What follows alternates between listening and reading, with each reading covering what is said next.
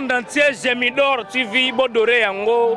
Gemidor TV, Balobi et Longo Libiso, n'a pas si tu vas kolela. Tozanga qui place à côté la image à malam, place à côté la théâtre malam, film malam, événement boy. Gemidor TV, moi j'adore. Nazo Doré Yango, le qu'on Doraka, Mbetunanga, Gemidor TV. Bon s'abonner, bon s'adhérer, bon qu'on a de suite. Gemidor TV, n'adoré. Batunu soto bolinga bo mona Mireille, bonyo comme atebo mona ngana Gemidor TV.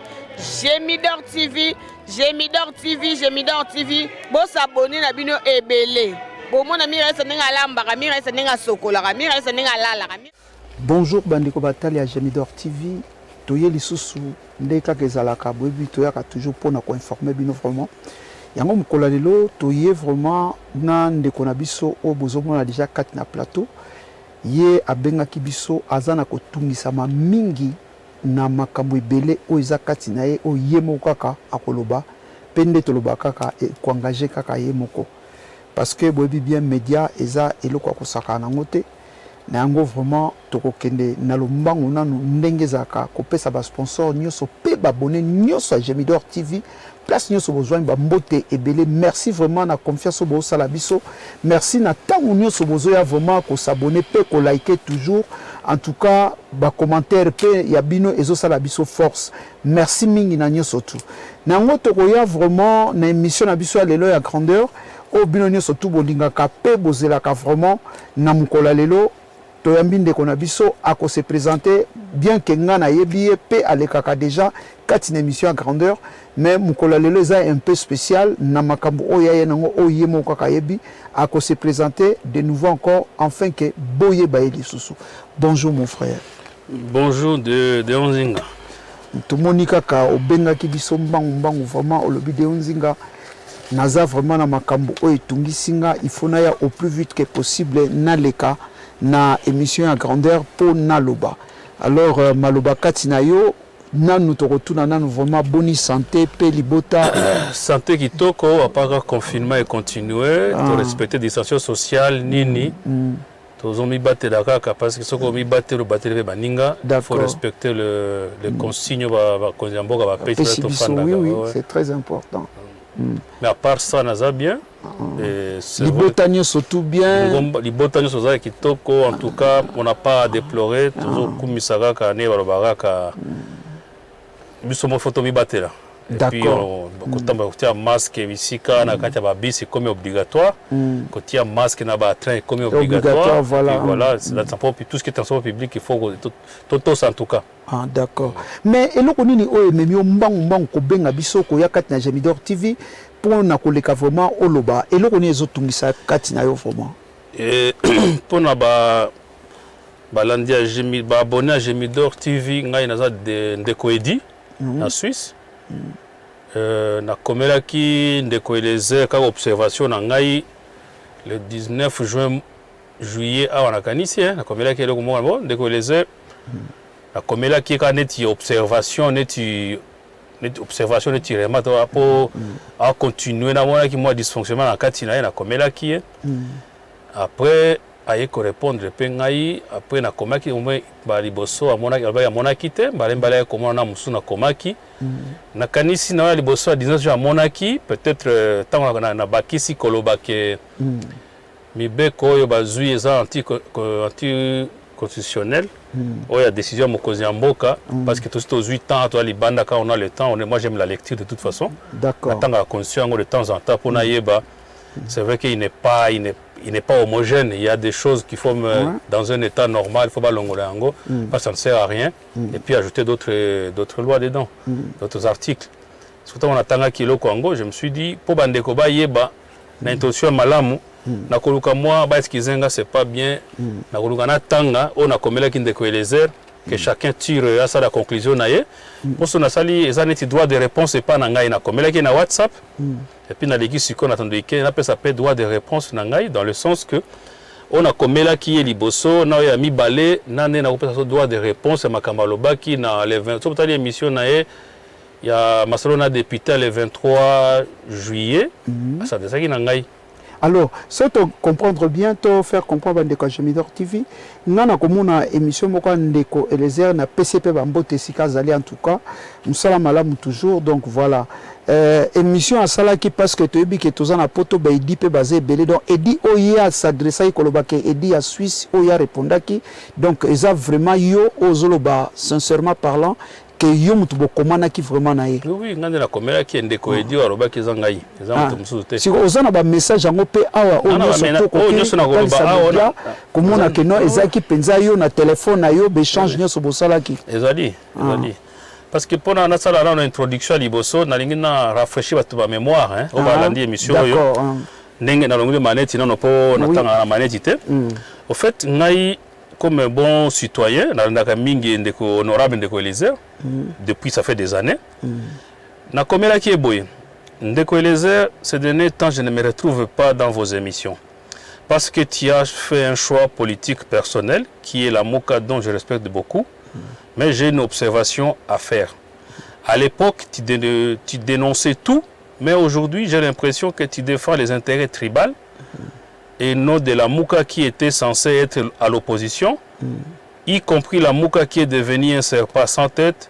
Si tu ne reviens pas au milieu du village, en dénonçant comme le salaire de la présidence que Vital Kamerhe avait dit au tribunal qu'il a multiplié par 3, et pour une présidence de la République remplie de majorités des Congolais d'une seule province, et un budget annuel de 11 millions de dollars américains, il nous faut 33 millions de dollars américains pour le programme scolaire annuel de la République démocratique du Congo.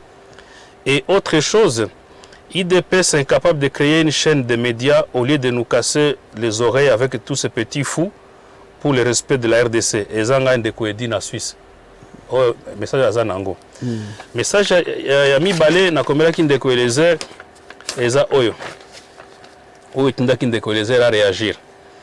Bonjour Ndeko Eliezer. Concernant votre intervention selon le refus du Premier ministre de contresigner, voilà les articles de la Constitution. Article 79, article 80, article 81, article 82. Il y a aussi article 78 alinéa 1er, article 80, article 84 et 143. Pour moi, ces ordonnances sont anti-constitutionnelles parce que ça n'a pas été débattu au Conseil des ministres. Tu es obligé de venir nous demander pardon, nous te faisons confiance.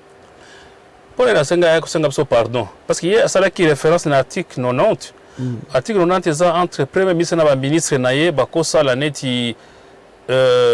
intérim, au contre-signé. C'est là que nous devons comprendre que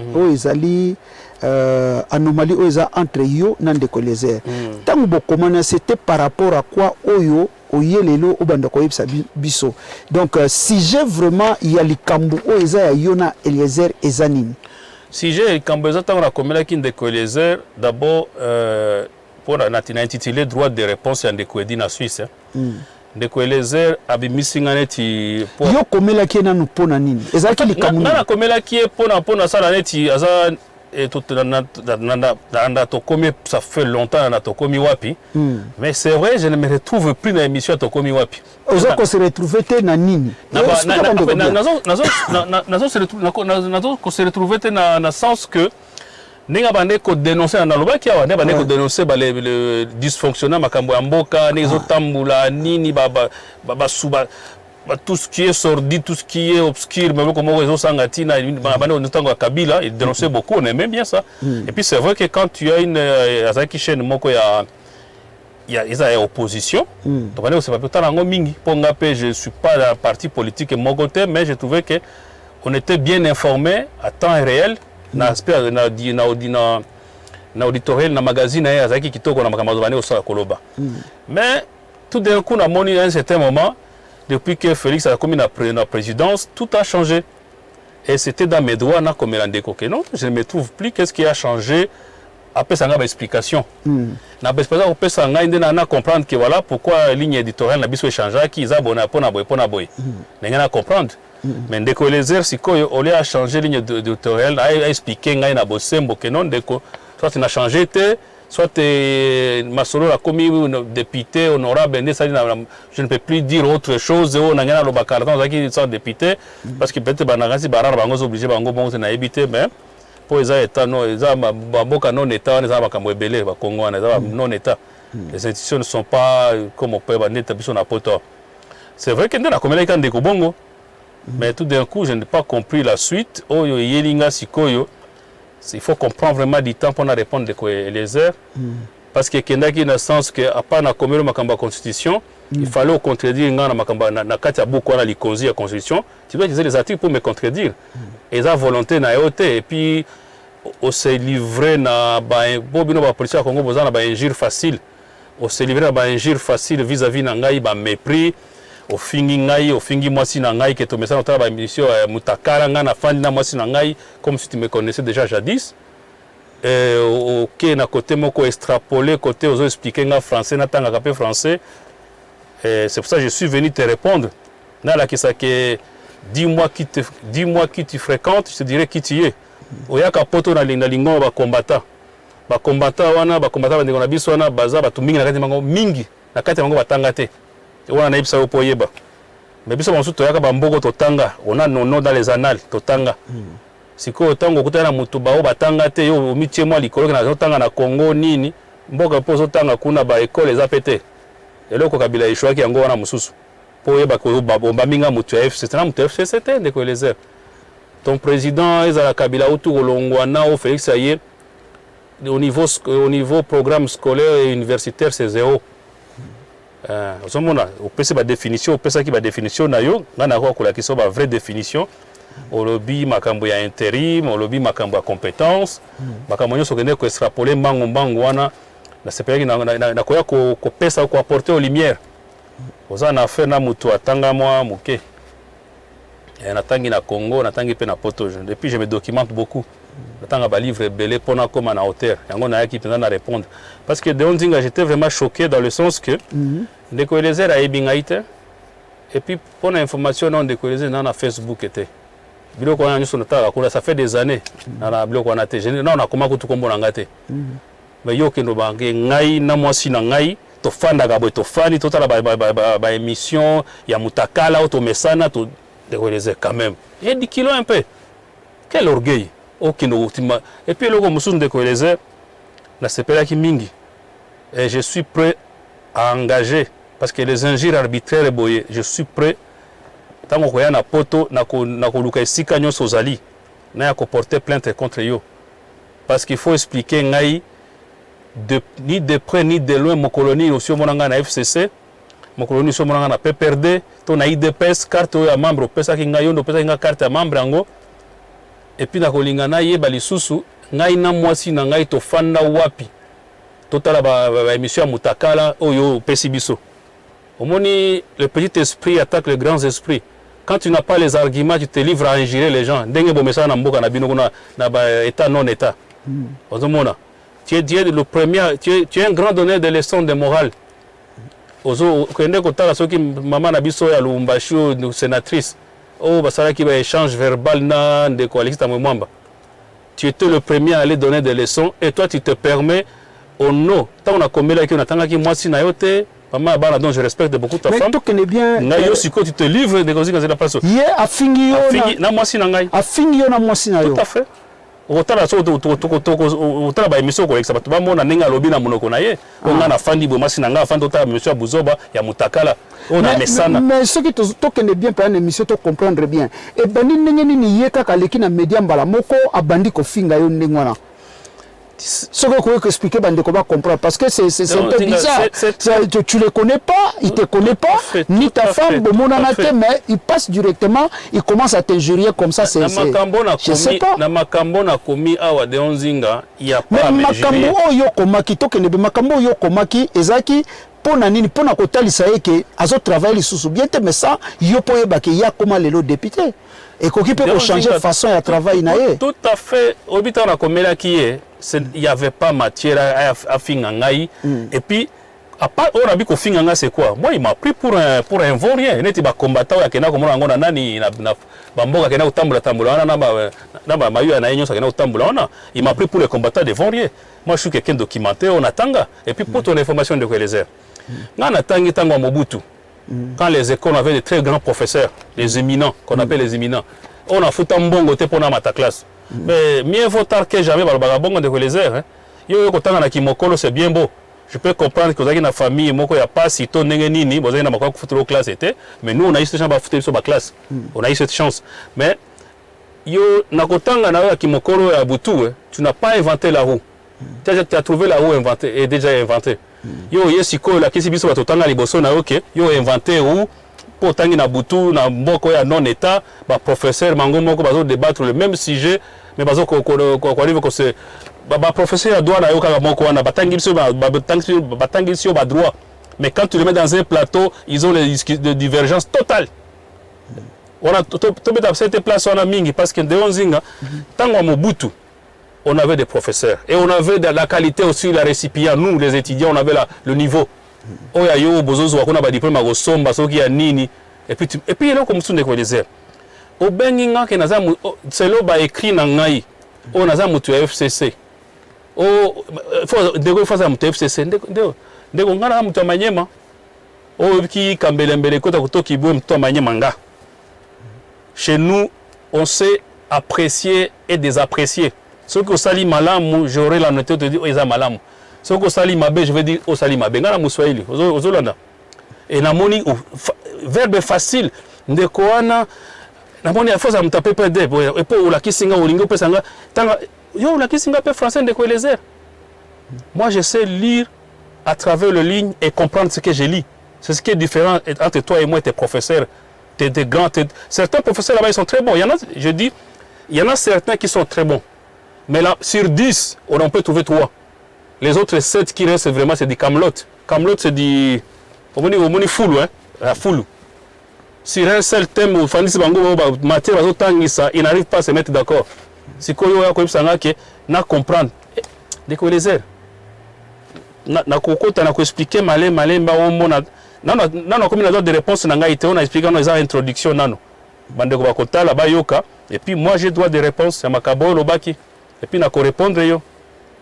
Denaye en tant qu'un bon citoyen na pesa droit de réponse na rectifier au lobaki au bagation inutile ko bambinga ba accusation yo comme mutu amayele pas aux na chaîne média comme mutu a ceux qui a le député c'est bien beau aux députés honorable hein mais un honorable dans non état tu vois les conséquences ko finga batu vous avez les verbes faciles à conjurer batu puis de donner des leçons de morale yo bien dans na mutu ba émotion na sentiment d'après mes écrits de quoi disait yo za na ramunene il faut voir ça la différence il y a nani de quoi les émotion na sentiment. Ça, c'est la psychologie de les airs.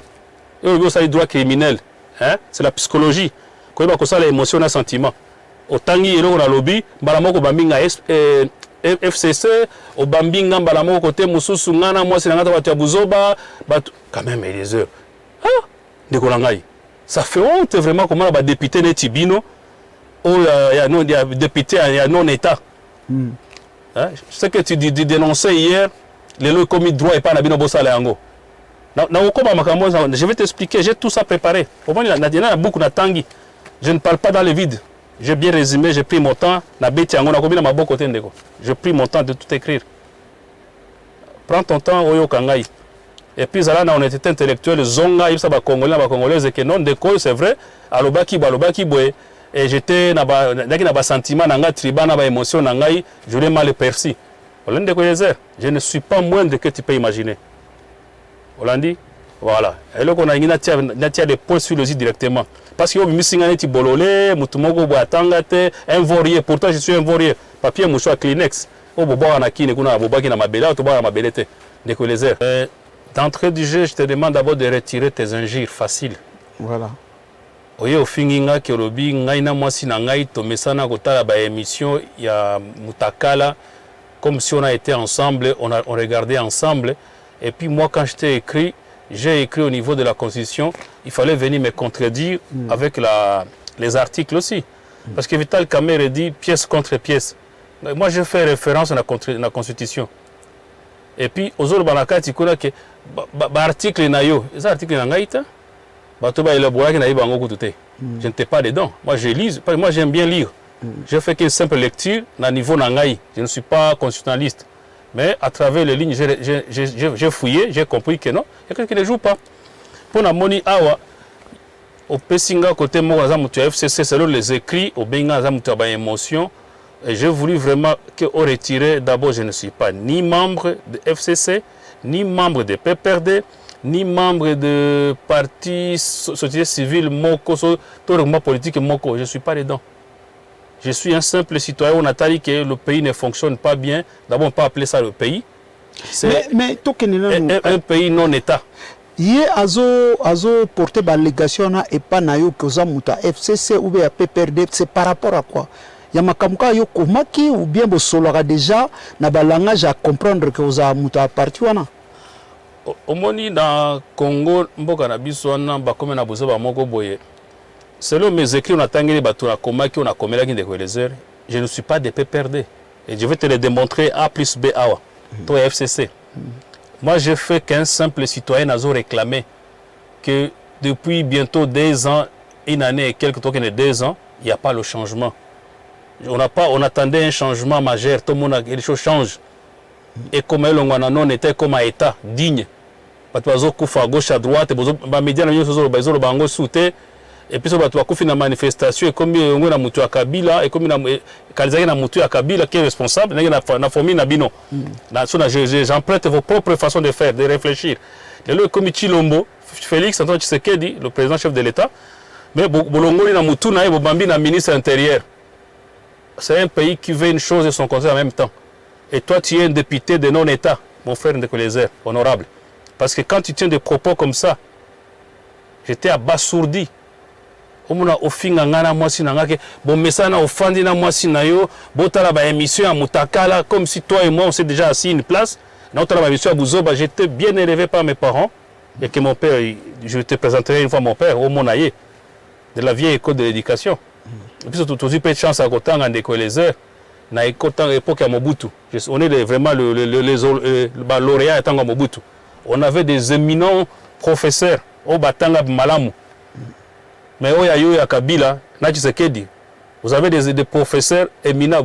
Il y en a parmi eux, il y en a des bons. D'entrée de jeu sur 10, il y en a 7 qui sont de la camelote, poubelle. 3 qui sont bons. Mais il y a aussi des professeurs. D'abord, j'ai cité place mieux vaut tard que jamais. Cet adage, il est juste. Vous voyez, quand on a Kimokolo, Nabutu, mais c'est comme si tu viens d'inventer la roue. Vous avez une bibliothèque, vous avez une bibliothèque qui est malongate, ou à côté c'est documenté, tes professeurs, même tes éminents professeurs. Je pense à M. Batanga dans ma vie à passer à Zahir, ou à un professeur, il y a qu'au foot à ma classe, et ils ne sont pas même pas qualifiés. Ils ne sont pas professeurs.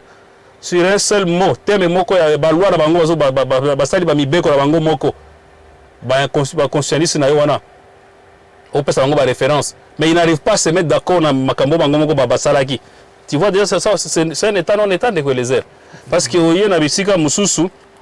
Et puis, il y a souligné le Komoko. Tu es un grand donneur de leçons de Elezer. Honorable. Il y a un lobby à Walikamba, il y a Alex Mamba. Na Mama Bijungoya. Je le cite en passant parce qu'il y a qui référence dans ma média.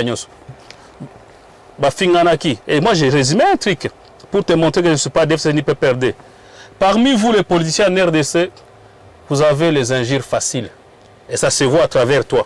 Tu ne me connais pas, tu ne connais pas ma femme, tu ne connais pas ma famille, mais je t'ai écrit des choses claires et nettes, comme un bon citoyen humble, de bonne éducation. Mais yo zui il temps na yo nyonso ko finga ngai ko débattre, ko démontrer na batu que je suis un vaurien et ngai na yo tutangi ko le mon côté. Moi j'ai eu la chance d'étudier à l'époque à Mobutu. Mobutu est parti, mais au moins on avait des éminents enseignants. On l'a dit. Na ko démonter A plus B que déjà na ko démonter on a tout ba compter ba na ngana yo. Tu ne sais pas déjà le sens de définition intérim, tu ne sais pas. Contresigné, tu ne sais pas. Ce sont des actes juridiques. Dans le règlement, dans la loi administrative. Intérim aussi, il y a 2 intérims. Il y a un intérim emploi temporaire de Elezer, na ko démontrer yo awa. Il y a un intérim acte juridique dans l'administration de Elezer. Tout ça, tu ne sais pas. On l'a dit. Oh, tu t'es montré contresigné. Ce sont des actes juridiques de Konangaï. Tu as la malchance de trouver tes éminents comme l'autre professeur aux autres ils n'ont pas bien enseigné. Ça se voit à travers l'explication. C'est pas parce que vous avez un micro lobby que non, de Elezer. Dans ton rang, on lobby aux politologues, non? Mais mais la thèse n'a eu un licence. Si tu avais pris les mots de dictionnaire à l'école, tu n'as pas professeur, quand tu prends les petites définitions terre à terre qui sont dans la correcteur de la thèse, il faut venir avec des définitions scientifiques. Est-ce que contresigner un acte juridique? Oui, monsieur. Ça engage la responsabilité à Moutoua de signer ce que vous habitez. Autant que wapi. Là-bas, l'école il y a Kabila, il y a Bouzoba. Kabila, je vais te dire une chose.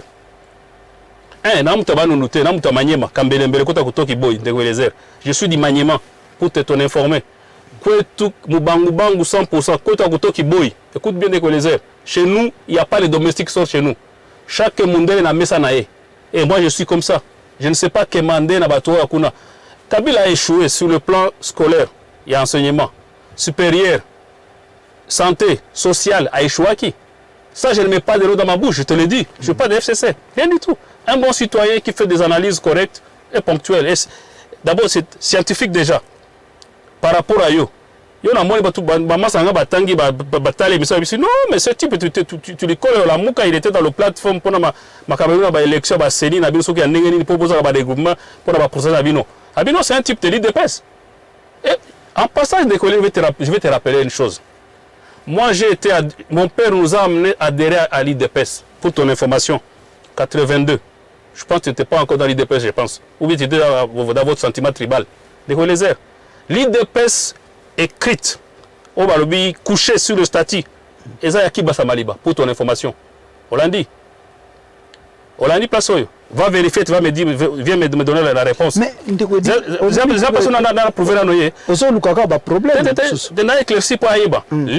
dont nous on a fait partie, 82-83, moi et mon père, et membres de ma famille, on était au Maniema à l'époque. L'IDPS couchait le statut, écrite, pour mon ambassade. C'est un Katangé, non? C'est pas Etienne Tshisekedi de paix à son âme. Je le suis des passages comme ça pour t'éclaircir. Et voilà comment l'IDPS nous tous on est parti, pour ton information. C'était devenu un parti tribal. Vous avez renversé Kibasa par une façon de pyramidale, comme au Bagabino, vous avez tu as pyramide renversée. Hein? C'est lui qui avait couché les écrits. C'est pourquoi tu vois le fils à Kibasa, qui est là ministre, je ne sais pas aujourd'hui, il a gardé le statut, le Baboto l'a été. Et quand vous dites aujourd'hui que, je vais te répéter une chaîne de que les erreurs. Tous les erreurs que Kabila a fait hier, si vous les faites aujourd'hui, c'est vous, c'est normal. Ceux qui intérimaire pendant un intérimaire, il ne dépasse pas 3 mois pour ton information. Toi qui es politologue, il y a école, il y a Kabila Kuna, na Tshisekedi, université Tshisekedi na Kabila. Ils ont échoué sur tous les plans. Vous avez la documentation, autant on va livrer une il y a juriste administratif, code administratif. L'intérim c'est 3 mois.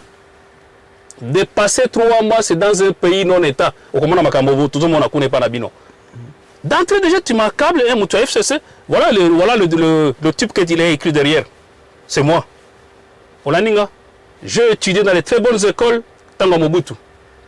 Tolongwe na IDPS, comme Robert Atolelo. Bobengé ba intellectuel, nous sommes IDPS. Botiki Kaba, les petits fous joyeux, Botiki Kuna. Hein? Et avec des images un peu tribales. Moi, j'apprécie Bilomba, c'est un gars de Suisse aussi, de Genève. Il a bien souligné dedans. Il a dit, lui, il n'a jamais payé les études pour aller à ta classe. Voilà l'image qu'il vous a caricaturé, vous tous. Avec tes professeurs éminents, certains parmi eux. Je sais, j'apprécie l'autre professeur, à qui définit à Pessi Kamere, cours à l'histoire, et un intellectuel, c'est qui?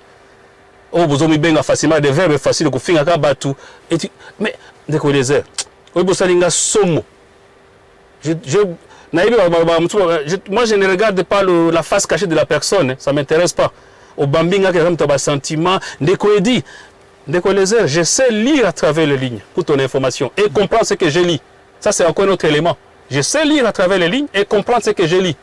Je vais te prouver ça A plus B ici que aux ana en français, français. Je vais te dire une chose avec les airs.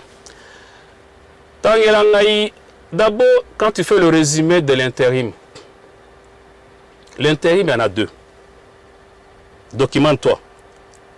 Il est subdivisé en 2. Il y a l'intérim acte juridique administratif. Il y a l'intérim de l'emploi temporaire. Nayango Pegzo tourne toujours à 3 mois. Et les gars, 3 mois, pour ton information. Parce que tu es autant une université non-État, tout est mélangé. Et on peut s'engager les soins en français. et après. J'ai cité ici, je vais te prouver. Nalobaki likambo ya article 81. Donc, makambozo tangozo comprendre comme ok. L'article 81 fait référence à la nomination Mokozi Mboka. Oui ou non? Le haut gradé de l'armée, conseil supérieur, tout. Magistrat Nyonso. Article 81. La constitution beaucoup dit que contre-signé par le Premier ministre. À un moment donné, parmi vous certains, je souligne très très fort pour te montrer, pour le Congo et Bongi, et pourtant c'est encore un pays non-État. Les gens viennent de mourir, lobby 200 combien côté à Fizikuna. Quel média qui en a parlé? Hein? Quel média qui en a parlé? Même la média Nayo. Pourquoi je t'attaque et je dis, mais on changer? On a tombé ça à Bongoté. Hein? Yo, au combien de chauves-souris, au combien on négocie, ni Baba, on n'a pas Tshisekedi, et pas Chilombo Félix. Je vais te donner nos confidences. Bateau, Nathalie Bango Komote, Banzinga Nzinga Mokonzi Mboka, va demander leur passer na Belgique. Tout le bango passer na bango. Tout le bango passer na bango. Quand tu dis qu'on va évaluer le cabinet de chef de l'État, on a l'anagango. Je n'ai pas voulu écrire ça parce que moi je les connais en Belgique. Bateau, on a Nyus na bango. Hollandi, je connais tous ces gens-là. Bango, et bien, bango nini. Ba grand chitulaire, ba fa quoi. Et voilà à peine même la démonstration de force. À peine arrivé au pouvoir, paf. Tu as Kabila, mbongo na kati ya kitunga, baibi mbongo, batiki namo na kati ya kitunga. Bino boye, boibi mbongo na kitunga. Voilà les gens que vous... Ce pays mérite mieux que minable na zo mona kuna. Moi je ne mets pas de l'eau dans ma bouche. Ezata baimina o baimina kuna. Bossa l'élection à bino moko. Vous êtes incapable, vous voulez une chose et son contraire en même temps. Voilà les gens que tu appelles les éminents. Hein? Vous voulez une chose et son contraire en même temps, décollésère. Tu ne me connais pas, mon frère. À travers mes mots, quand je t'avais écrit mes notes, je n'ai ni injurié ta femme, je n'ai ni même pas parlé de ta vie privée. Je parlais seulement de ce que je vois autour de la sur les médias. On était habitués à... Et puis, le commission de Colézère. Na combien de temps de réponse ça? Je suis à 100% de cœur nayo. Nos frères vivant avec handicap. 100% la lingui. Mais je vais te montrer A plus B que tu es dans un non-état.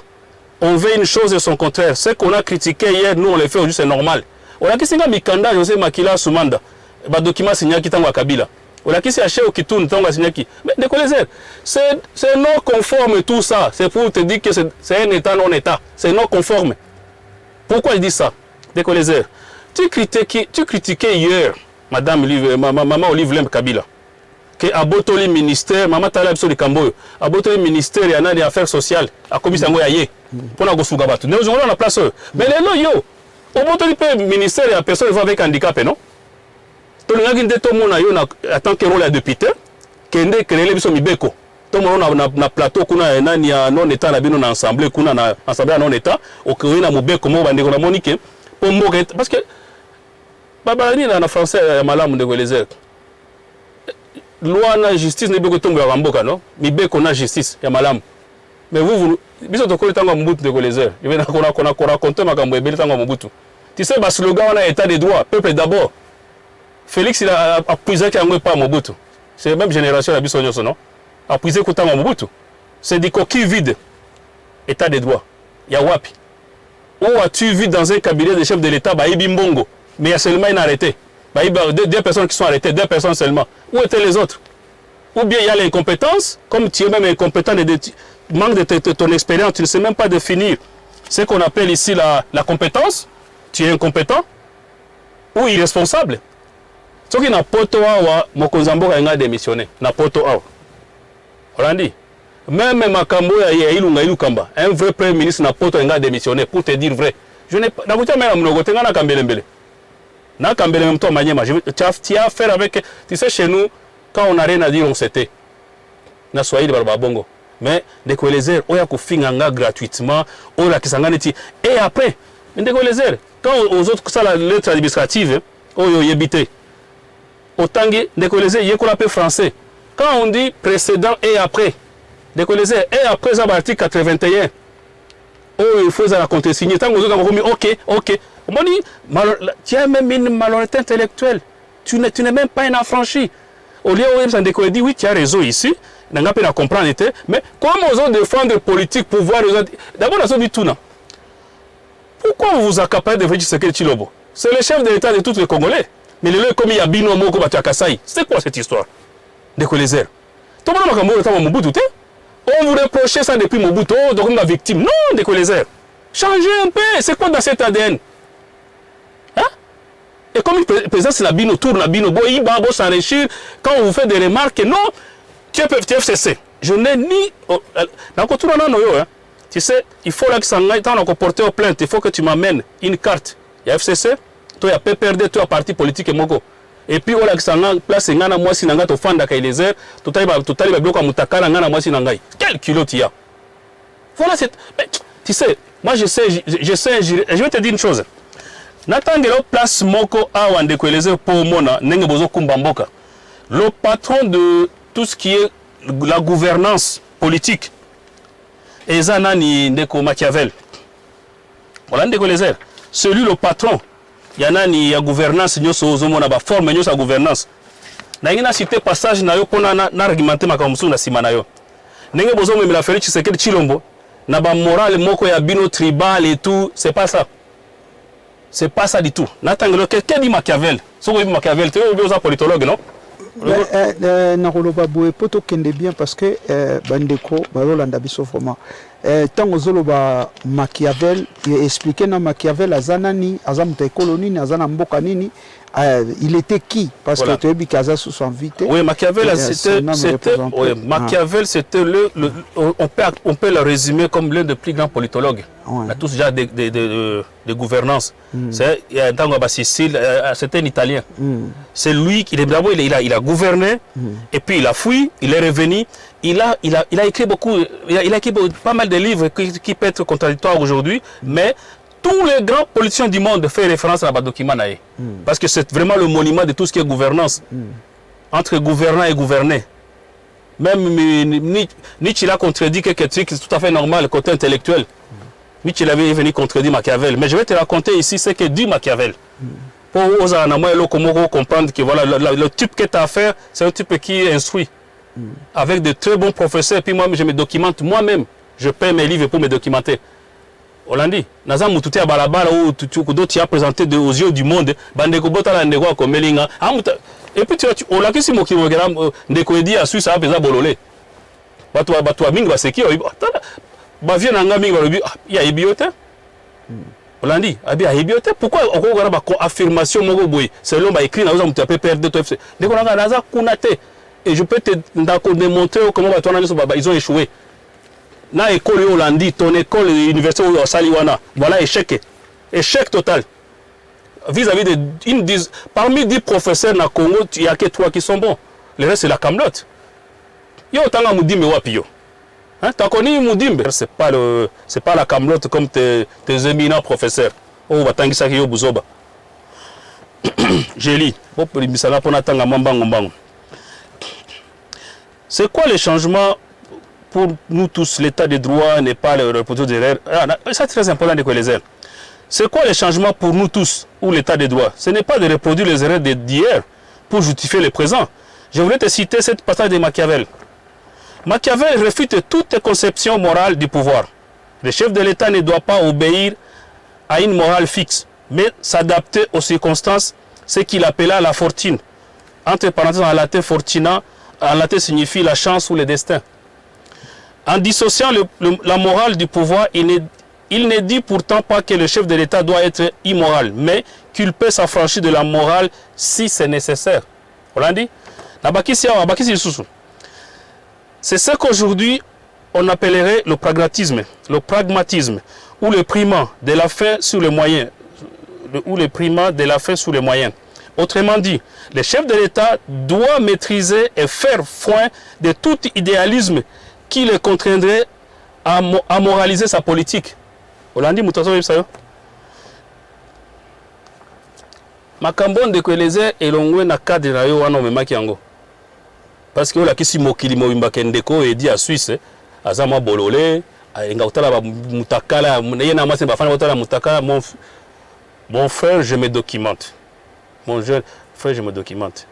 Très documenté dans le sens que, oh, mon peut. Et puis, j'ai. N'a pas ça, moi, nous, place moko pour y bien décoller. Quand. Bien. Je suis tout à fait d'accord sur la bande qu'on a besoin de vivre avec handicap. 100% d'accord. Mais na tout le monde, où est la responsabilité de l'État congolais? Où est le ministère des personnes vivant avec handicap? C'est que toi tu critiquais hier, pendant Olivier Willem Taleb sur le Camboyo, à Botola ministère des Affaires sociales, il peut au Botoli ministère des personnes vivant avec handicap, dont le geste est à saluer, mais ce n'est pas ton rôle. Où est l'État? Tu vis dans un. Tu es député d'un État non-État. Décollez-y. N'appelle sur le logo Moussoussou. Félicitations, mieux vaut tard que jamais pour ton diplôme. Vous avez un grade de politologue. Vous avez la criminologie. Mais dans moni balakine, ils ont bakisa makaka balakine. Très grande lakine. La façon dont ils ont que nous makambango. Parce que ça la criminologie, il faut la psychologie. Tant que moni mukanda nanga obi que ce type là des émotions, des sentiments, je n'en ai pas. Je n'en ai pas des sentiments, des émotions. Chaque être humain il en a. Mais je sais les gérer. Je n'ai pas libanda tant on a dans net en salle émission pour gérer mes sentiments, les émotions libanda.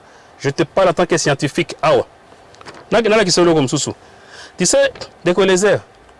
Na mukuse elengi ko lakisa ke yo na niveau na yo o lakisi na mokili momba kende ko edi aza abruti. Mais voilà l'image. Soko za honnête. Kata ba partout là je ne suis pas un abruti comme toi. Yo za muto tangi na tango kabila. Toutes les écoles là-bas. Bana bazo ba diplôme, PC micro ba français à éviter. Yo moko kaka ni français le bakawana. C'est bien beau. Tu as fait les efforts. Oh tangi na butu. Décollez. Na loki boye. Oza mutu ya suka te o ya zu diplôme na kimokolo. Otangi na buto ziti na kimokolo, maintenant c'est comme si tu as inventé la roue. Tu n'as pas inventé la roue. Tu n'as pas inventé la roue. Même mon petit frère Zazoua qui licence à la magistrature, il kuna iboso na yo, azal magistrat déjà. Bien vaut tard que jamais, n'a pas sur le disgrâce wana. Mais quoi, on inventé la route. Tant que ça ba sentiment na yo, ba émotion, comme on peut s'engager sentiment, oza mutu d'après tes écrits, je ne suis pas des PPRD. Voilà comment je suis en train de balayer toutes tes études. Et puis, dans la question, bon, tu vis dans un État non-État. Tout ce que Kabila a fait des erreurs hier, c'était la dictature, si tu veux. C'était l'absolu. Et puis, constitution, non? Vous avez critiqué cette constitution. Prenez au moins le temps de les lire, pour ton information. Moi, j'ai eu le temps de les lire. Il y a l'article 90. Et ça, il y a ça, l'article 90, c'est le premier ministre et ses ministres qui contre-signé. Si une nomination, et si tu parles Premier ministre qui a continué pour écouter. C'est pour te dire que les contre-saints, c'est un acte juridique. Au définition, parce qu'ils ont le quota. Manuel administratif.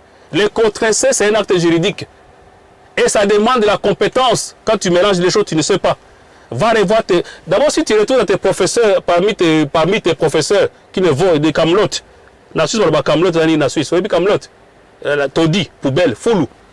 Comme ça, ok, de quoi on a raison. Un contre-saint, c'est un acte juridique. Un contre-saint, il faut la compétence.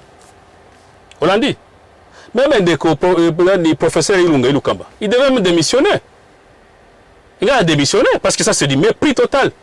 Bon, donc, on a dit qu'on a balabala, on est dans foulou, et puis nous, on est là, on vous regarde. Ça ne fonctionne pas. Mais, ça ne fonctionne pas.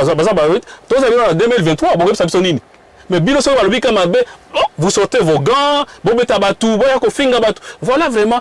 Toi qui étais donné des leçons de morale, et tant que Alexis Tamamamba, na bijungoya. Les loyaux, tu te donnes le luxe, il y a quoi pour faire moi si nananga, bon mais ça là utala bofandi bona moi si utala ba émission mutakala, les connaisseurs. Quand même, quelle audace. Oyebingaita? Hein? Les connaisseurs. Obike. J'ai gardé mon sang-froid pour la répondre yo et puis oyebake. J'insiste encore des connaisseurs. Ça là tout possible hein. Donc au sein comme ça dans Bokonzi Amboka, ba la bibliothèque est de référence pour bana batangaka. On est dans un pays, on veut une chose et son contraire en même temps. Non-État. Parce que pour un État, il faut que les institutions soient en place. Voilà les et non-État, c'est un pays qui n'a pas les institutions, ils ont tous respecter en gros. C'est pour ça que j'utilise le mot de non-État. Parce que c'est un État qui n'a pas les institutions que tout le monde respecte. Et quelle est cette. D'abord, mokoza moko alobaki Chilombo alobaki kazo kende kotia état major na Lombashi na Goma pasa bitumba non ba tiete qu'est-ce qui manque c'est ça l'urgence non où il fallait sauver des vies humaines mais yo boye na makambo na bino wa keno et en même temps vous changer tout c'est bien la promotion va mériter la promotion la bango je n'ai rien contre nomination va il les mérite mais batazo kufa kuna na S tous les jours mais yo sikoyo en tant que député autant d'articles on a to suki wana et puis tu viens me donner moi des leçons. Moi j'ai eu le temps de parcourir dans une parce que constitution la bino on a déjà il est mal fait pour ton information. Il faut la modifier cette constitution. Il y a beaucoup de choses à améliorer dedans. Parce que pour comme la décision finale na yamibe komoko il te faut 4 à 5 articles. Là où toi tu ne sais pas moi je t'informe aujourd'hui. C'est pourquoi j'ai utilisé tous ces articles que j'ai utilisés. On attend qu'il y ait soana. Tina Kena 143, na Nyonso 81, 84, pour la question, ok, il faut le cumul de constitutions pour réussir à adapter, pour faire ce loco. Mon côté, quand tu dis ton article 90, au gros, tu as fait contredire en sous. Mais je t'ai cité toute une panoplie des articles pour et comment autant que non, de Konanga et de Koïdia, le à solo. Mais tu te trouves dans le joie. Un fou joie, c'est quelqu'un qui se livre à tout champ. Ok, je vais t'expliquer qu'est-ce qu'elle est. Et puis, incompétence, elle s'appelle Singa Mingo Yayona Moni. Quand tu parles de la compétence de Koïdézer, aux médias, documente avant de venir chasser le galon, tous tes mots volatiles comme ça. Compétence de Koïdézer, quand tu n'as. L'administration à Congo, chef de division sur Kazan, chef de division sur Kazan empêché, santé, problème, chef de bureau. Tanga Babou Kolabino Kuna. Mais la place après ministre, c'était la même chose. Dans l'intérim, il y a des limites de Koïdézer. Tu fais les affaires courantes. Mais comme c'est dans un pays non-État, il y a tout l'embriglio des choses. Vous mélangez tout parce que vous voulez une chose et son au contraire. Il y a coupé ça dans le sol français. De Koïdézer.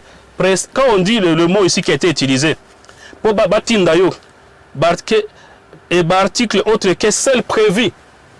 Dès 81 ans, 4 articles, on a des konanga et les airs, balobi.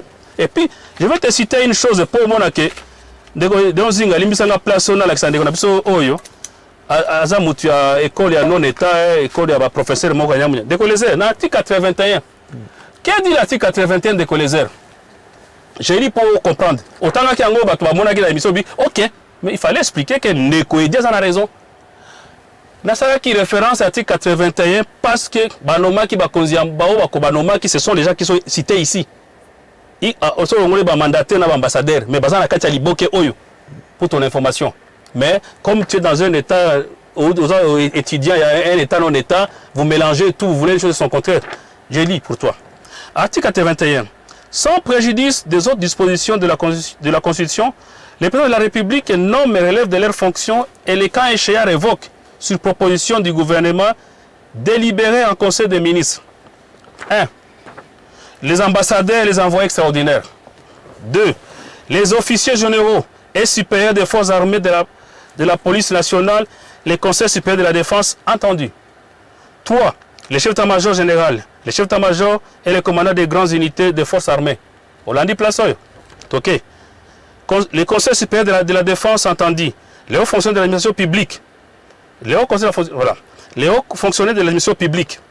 Les responsables des services et administrations publics. Les mandataires de l'État dans les entreprises, organismes publics, excepté les commissaires aux comptes. Les ordonnances du président de la République intervenues à la matière sont contresignées par le Premier ministre. Nasuki Kagawana. On l'a dit de Kolézer. Oyo Ezande, article 81. Pour Naboukou Kozi à Congo, il faut qu'on mélange l'article mi balé mi satoto mi pour épais sa forme. C'est comme ça qu'on concevoir qu'il y en a là. Dans ça c'est alarmant. Beaucoup beaucoup munene na mibeko abatu batanga. Mais beaucoup en gros, makambo sur la carte qui n'est pas compatible. Mais yo ça va tout kende ko edi na. Et puis quand tu dis que tu as un article na yo, c'est pas mes articles de Kolézer. Les articles là beaucoup li konzi yangaite. On dit. C'est là où tu vois le petit esprit attaque les grands esprits. Quand tu n'as pas les arguments pièce contre pièce non, état de droit. Oyo finginga kapaba. Donc Nafandaki Nathalie Moutangone Nazo Bavimazo c'est pas voné de Kolézer. Je t'ai parlé de l'histoire de la cabinet du chef de l'État. Ils ont évalué Yango. C'est bien beau. Pour ça qu'il peut auditer, il y a une enquête judiciaire, na basoto mouton on en est où bakanga batumi balé non est-ce que l'histoire est batumi balé autre chose de les heures mais tokende na sikoyo eloko ni pena yo koko porter o bato balandi olobi ebele pena il fallait obimisa charge ezaki kati na yo mais ozo reprocher pena na nini na mokolo lelo quand ozo reprocher parce que omoni bato de kola biso mingi bande kolanga mso akasa ibolimbisa ngai je ne m'attaque pas je sais que parmi vous il y a le mouton de Panurge je pèse mes mots ceux qui ont le likambo ya pouvoir ya Félix na FCC na ba coalition na bangwana il y a des moutons de Panurge qui vont venir t'attaquer et moi je ne fais pas partie de ces gens là que je vais me taire non Hollandi nazaka mutu ya kala nazo j'ai des idées dont je dois faire valoir j'ai écrit pour ça oui mais na tout nyana ndeko les airs basa la audit na présidence de Kodé Zinga sur 100% la présidence on est cabinet chef de l'état. Il y en a combien de Congolais des autres provinces Tangelanga Nongai. C'était écrit que on a observé dans la nomination de Bango Nyoso. On a trouvé il y a une en tout cas si on toque la proportion à pourcentage, donc on est sur 100%, on a 70%. 30% de tiré battu INC qui na coalition la bino ne vous ba bino. Na cabinet Mokozi Mboka. Je reviens encore, ça ce sont des états non états. Qu'on peut trouver des choses comme ça. Donc, et puis pour l'information na mususu au moins que je me documente. Tant que Mokozi Mboka a akende kolobake attends Tshisekedi Tshilombo. Akende kozwa Camerounais moko ya ko engager na présidence wana. Mais au Congo il y a 80 millions même plus de 80 millions d'habitants. Kaka intellectuel azate ou ya kozwa poste wana. Voilà comment les pays dans l'état. OK, on est plus de 80 millions. Bon que Camerounais moko aya ce qui a pris ce qui a wap. Mais voilà comment vous fonctionnez. Moi même pas la honte. Oh, il n'y a pas d'engagement, tu ne pas vote. Moi, je vais expliquer en décoédie. La Suisse, je me documente matin, midi, soir. Et ce sont des livres que je paye. Hollandi, documente avant de venir parler. De pouvoir défendre le pouvoir de la FCC. C'est vraiment le chèque total. J'étais cité le passage. Et la Kabila a échoué à 100%. Hollandi, il y a des choses qui ont fait quelque chose de physique, mais aucune santé, rien. Social, rien. Aucune éducation, rien. Universitaire et rien. Hollandi. Et puis, tu veux nous faire avaler ta mayonnaise mal bâtie, que Bayrere à l'obé à Soumandana, Banani, José Makila, juste en passant, que ce qui est en Kabila, c'est normal. C'est pas normal. Bobobi est à les droits, quoi. Et c'est un slogan, hein. Merci, Toko Minapson, Asuka, Tozo, Chite, Naïbike, Soko, le Basou, deux, trois choses. Pour l'émission, les gens qui se défouler comme il faut. Non, c'est pas que c'est se défouler. Je voulais montrer à la personne, physiquement, on découvre à Suissenga. Parce que nous, on l'a vu, pas pour les gars, ouais, il faut le bas. Parce que dans et puis, dans le Kakofou, la matin, de les heures. Ça fait plus de 30 ans à Mboka, plus de 30 ans. Hollandi. Et je me suis fait de moi-même. Pour y dénigrer un gars qui n'a pas de table ou à Bouzoba. Tout à l'heure, il y a déjà des collègues. Au moins, il y a Bouzoba. Et il y a Kaka. Je me suis fait moi-même. Puis émergé. Mais et pour l'animité, nous avons dit que Agoya Boy au porté plainte au lieu que Bossolango dans l'amiable si non peut. Non, tu sais, ces gens-là, il faut les montrer comme ça. Parce que quelqu'un, quand il a des verbes faciles à Gofinga Batou, ce qu'il a fait, c'est un outrage public. Il ne me connaît pas. A Fingingana, moi, Sinangai. Et c'est pour ça que j'ai dit, le jour où tu vas mettre le pied en Europe, que ce soit en Belgique, je vais descendre. Je vais garder le vidéo. J'ai dit, je suis venu porter plainte. D'abord, on a engagé une plainte contre X. On a engagé plainte contre X, mais il y a quelqu'un qui s'appelle comme ça, émission Angoyo. Et puis, on a porté plainte au Sambanayo, on a un sentiment d'émotion. Yo, d'abord, les airs. Yo, vous avez aussi la criminologie, non? N'a pas écrit dans Lobaki, voilà la personne qui est là. Je ne me suis jamais contredit. Je suis cohérent. J'ai ma tête sur mes deux épaules. Hollandi, OPSanga, FCC, PPRD. Pour l'information, Mbalananga, soit 2006. Pour que je te dise, 2006. En 2005, 2006. C'était ma dernière fois. Et puis, les airs. Bateau aux hommes, tu as PPRD. J'ai approché certains, FCC, les années passées. j'ai élaboré pour Natanga, j'ai élaboré le plan social, sorti à plan social, il y a Congo Mobimba pour les 143 territoires. Mais avec mes amis économistes, mes amis, Batangi Finance, ni domaine de la santé, domaine de la santé. Naba ingénieur qui tout ça, tout fan, tout élaboré, c'est moi qui les ai invités à 0 francs. Ils n'ont pas voulu. On appelle ça projet Nanga pour Baïba. Parce que vous êtes comme ça, on vous donne des projets, vous volez, vous revendiquez, c'est comme Yabino. J'ai retiré mon truc, je me suis tac, la fin de la Kiango. Le jour j'aurai déjà valable. Voilà comment on peut sortir. Social, on a 0 si les lots. Donc on est bientôt des aboussalinines. Tu retenir des choses. Le peuple d'abord n'a état de droit. Troisième, tu te retirer, tu te retenir, ce qui va te koufi, et là, soutenir un chef de l'État, et comme un ministre intérieur. Ça, c'est vous, les connaisseurs. Et puis, tous mes amis m'ont dit que tu es de l'ITPS. Je ne savais pas que tu étais de l'ITPS. Bah, non, l'amour est la plateforme élection. Et puis, tu as la plateforme. Mais, des connaisseurs. Bon, ça, il y a l'amour quand on a FCC, il y a au lobby juridiquement, ils sont vides. Mais au moins, il y a un non-État.